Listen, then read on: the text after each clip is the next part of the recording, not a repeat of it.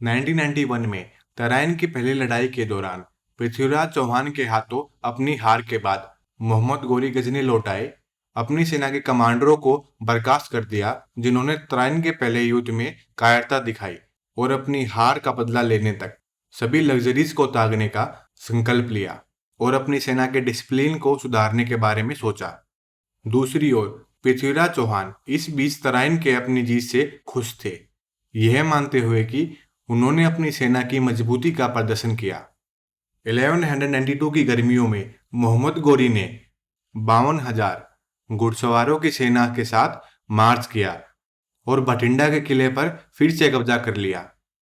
एक बार फिर मोहम्मद गोरी ने पृथ्वीराज चौहान के पास अपना आधिपत्य स्वीकार करने की मांग भेजी और पिछली बार की तरह इसे अस्वीकार कर दिया गया। मॉडर्न हिस्टोरियंस का मानना है कि पृथ्वीराज चौहान की सेना में लगभग 300 हाथी और 1 लाख सैनिक थे।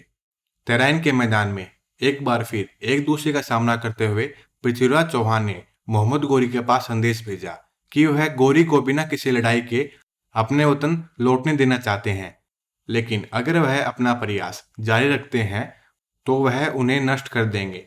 मोहम्मद गोरी ने शर्तों से सहमत होने का नाटक किया, यह मांग करते हुए कि वह अपने भाई से परामर्श करने के लिए समय मांगते हैं और उस समय में अपनी सेना को स्ट्रेटेजिक फॉर्मेशन में लगाया। इस चाल ने पृथ्वीराज चौहान को सुरक्षा की झूठी भावना में फंसाया और दूसरी ओर गोरी की सेना ने पहले से ही युद्ध के लिए खुद को तैयार कर लिया।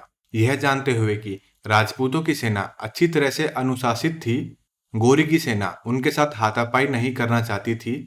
इसके बजाय गोरी ने अपनी सेना को 5 यूनिट्स में बांटा था और 4 यूनिट्स को दुश्मनों के किनारों और पीछे हमला करने के लिए भेजा गया था। मोहम्मद गोरी ने घुड़सवार तीरंदाजों की एक हल्की सेना को राजपूतों की सेना को चारों ओर से घेरने का निर्देश दिया। अपने इन सैनिकों को निर्देश दिया कि जब दुश्मन हमला करने के लिए आगे बढ़े तो युद्ध में शामिल ना हो और इसके बजाय पीछे हटने का नाटक करने को कहा।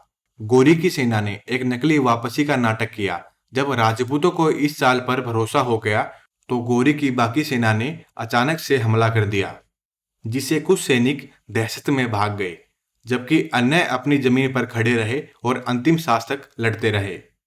गोरी की सेना विजय हुई और मोहम्मद गोरी ने 1 साल पहले तराइन के पहले युद्ध में हुई अपनी हार का बदला लिया। युद्ध के बाद पृथ्वीराज चौहान के साथ क्या हुआ, इस पर हिस्टोरियंस में डिबेट है। कुछ हिस्टोरियंस कहते हैं कि पृथ्वीराज चौहान को पकड़ लिया गया था और उन्हें मार डाला गया था। कुछ कहते हैं कि पृथ्वीराज चौहान को अजमेर में राजधानी ले जाया गया था। कुछ समय बाद पृथ्वीराज चौहान ने मोहम्मद गोरी के खिलाफ विद्रोह कर दिया और देशद्रोह के लिए उन्हें मार डाला गया। सेकेंड बैटल ऑफ तराइन के बाद पृथ्वीराज चौहान का राज्य गोरी के हाथों में चला गया। गोरी ने 10 साल से भी कम समय में पूरे गंगा के मैदान को अपने अंडर कर लिया और उसका एम्पायर बंगाल तक पहुंच गया।